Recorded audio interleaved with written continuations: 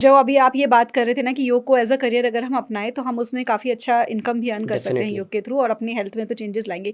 लेकिन मैंने जहाँ तक देखा है ना लोगों में मैंने ये ऑब्ज़र्व किया है कि एक माइंडसेट है उनका कि वो फैंसी जिम्स, लग्ज़री जिम्स तो जॉइन करते हैं, उनकी साल की फीस भी देते हैं, चाहे वो वहाँ जाए चाहे जाएँगे। ना जाएँ, हुँ, मेंबरशिप ले लेते हैं, एरोबिक्स जाएँगे, ज़ुम्बा जाएँगे, हर जगह वो पैसे खर्चने को तैयार हैं। बिल्कुल। लेकिन अभी भी मैंने ये देखा है कि लोग योग के लिए पैसे खर्चने को तैयार नहीं हो रहे होते। उनको लगता है कि कोई फ्री में हमको योग करवा दे, हम टीवी में देख के योग कर लेंगे या हम किसी पार्क में चले बिल्कुल, जाएँगे। बिल्कुल। तो वो लोगों को ये चीज़ कैसे समझ में आए कि हमें योग के लिए भी हमको कहीं पे इन्वेस्ट करना चाहिए? बेसिकली जो योग की अभी अवधारणा बनी हुई है लोगों में, जो मिथ्स बने हुए हैं वो यही है हुँ, कि योगा में साँस ही तो लेना है हुँ, और हुँ, उसके लिए कौन-सा चार्ज पे करना है।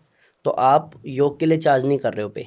हुँ, आप जिस इंसान ने अपने 8 साल, 9 साल, 10 साल लगा दिए, सर्टिफ़िकेट कोर्स किए, ग्रेजुएशन किया, अपने ऊपर काम किया, योग की विद्या को समझा, सीखा और उस चीज़ को लेकर के आपके पास आ रहा है कि साँस भी आपको कितना भरना है, तो हुँ, वो अपनी मेहनत का आपसे हर्जाना माँग रहा है, वो आपसे फ़ीस नहीं माँग रहा। तो आप उसको जो पे कर रहे हो, जिम में जब आप पे करते हो तो जिम की फ़ीस पे करते हो। 1500, 2000, 3000, 5000 आप जिम की फ़ीस पे करते हो। जब आपको लगता है कि जिम में मज़ा नहीं आ रहा है तो पर्सनल ट्रेनर रखते हो पीटी, तो हुँ, उसकी अलग से पे करते हो। लेकिन यहाँ पे टीचर अपनी फ़ीस नहीं ले रहा है। वो बस जो उसने मेहनत की है उसकी फ़ीस ले रहा है, आप तो बस फ्री में ही आ रहे हो उसके पास। अगर वो 1000, 500, 1500 ले भी रहा है, तो साँस भरवाने की नहीं ले रहा। जो उसने इतने साल लगा दिए अपने करियर के वो उसके ले रहा है। तो आपको हुँ, डज़न्ट मैटर कि आप फ्री वाला कर रहे हो या पे वाला कर रहे हो। अगर आपको विदिन 7 डेज़, 10 डेज़, महीना रिज़ल्ट दिखता है तो आप करो, नहीं दिखता है तो थोड़ा पे करके करो। फिर भी नहीं दिखता थोड़ा और पे करना पड़ रहा है, पे करके करो, लेकिन उसके पास करो जो आपको स्वस्थ कर सकता है।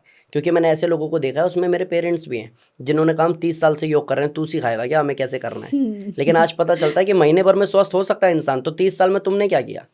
शुगर है, बीपी है, मोटापा है, चश्मा चढ़ा हुआ है, बाल सफ़ेद है और आप कह रहे हो 30 साल से आप योग कर रहे हो, यानी कि योग खराब है। नहीं, नहीं बेटा योग खराब नहीं है। दैट मीन्स कि आपने गलत किया है। इसीलिए आपको पे करना है किसी ऐसे इंसान को जो आपको सही डायरेक्शन देगा, 30 साल ना लगा के 3 महीने में बेनिफिट देगा। हुँ, तो आपको बिल्कुल। देखना पड़ेगा कि आप किसके पास जा रहे हो। बिल्कुल सही बात है हाँ, कि ये वो इस चीज़ को मतलब वो ना समझे कि ये तो अपने आप ही हो जाएगा। तो ये डेफ़िनेटली। अपने आप ही हो जाएगा वाली जो बात है ना मैंने देखा है कि लोग करते हैं, हर कोई अटेम्प्ट करता है योग करना और बहुत लोगों को मैंने देखा है कि ना वो करते हैं, फिर उसके बाद कभी कहीं बल निकल जाता है उनके, कभी कुछ हो जाता है, हाँ। फिर वो छोड़ देते हैं। तो वो क्या गलतियाँ होती हैं जो लोग अपने आप कर रहे होते हैं घर पे योग और वो गलतियाँ कमिट कर देते हैं? बेसिकली तो एक मोटी सी बात बोलूँ, जैसे जिस योग की हम बात कर रहे हैं, हम आसन और प्राणायाम की बात कर रहे जी, हैं। क्योंकि योग के तो 8 अंग हैं। योग तो जी। बहुत बड़ा विस्तृत रूप है जिस पे चर्चा कितनी भी कर लो ख़त्म ही नहीं होगा।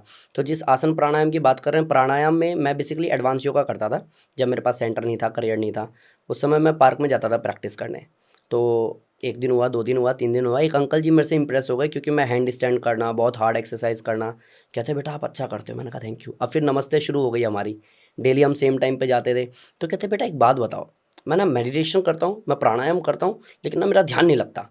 मैंने कहा कितने साल से कर रहे हो? तो तेज से हंसने लग गए कि बेटा जितनी तेरी उम्र नहीं है उतनी साल से कर रहा हूँ। अब वो बात ना आई गई हो गई, फिर मैं अपनी हुँ, प्रैक्टिस में बिजी, वो अपने में। तो मैंने उनको देखा, अब मैं प्रैक्टिस कर रहा था, मैंने उनको देखा,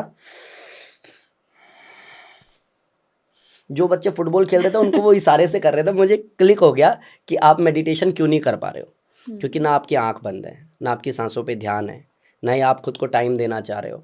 आप यहाँ बैठे बैठे भी दुनिया को देख रहे हो, फिर आप योग को कैसे कहोगे कि योग सही प्लेटफॉर्म है और योग से ठीक हो सकते हो, क्योंकि आपने वो किया ही नहीं। तो मोटा मोटा ये समझने की ज़रूरत है कि कौन कर रहा है, कैसे कर रहा है, उसमें दिल दिमाग लगा हुआ है कि नहीं लगा हुआ है, वो सब कुछ मैटर करता है योग में जब रिजल्ट की बात हम लोग करते हैं तो। मतलब पूरा अपने आप को कमिट करना पड़ता है। डेफ़िनेटली 100% जी। आपको लगाओगे तो 100% आपको मिलेगा। हुँ, हुँ। और आधी अधूरी जानकारी, हमारे पूर्वज कह गए हैं, विष के समान है, आधा अधूरा ज्ञान। हुँ, तो अगर हुँ। आधा अधूरा ज्ञान है तो विष के समान है। और आधा हुँ, अधूरा ज्ञान मतलब क्या? कि आपने टीवी पे देख लिया, आपने योगा डे आजकल हो गया है, तो अब क्या हो गया है कि टीवी पे दुनिया आकर के बताती है योग से हमने ऐसे ठीक किया। हुँ। योग से हमने ठीक किया, लेकिन उन्होंने किया क्या? तुम सिर्फ 5 मिनट का प्राणायाम समझ करके तुम्हें लगा तुम्हें योग आ गया। इसलिए ज़रूरी है किसी अच्छे इंसान के सानिध्य में रह करके एटलीस्ट 3 महीना 6 महीना सीखो, और हुँ, जब आ जाए तो खुद से करो ना। सांस लेने हुँ। में कौन सा टैक्स लग रहा है?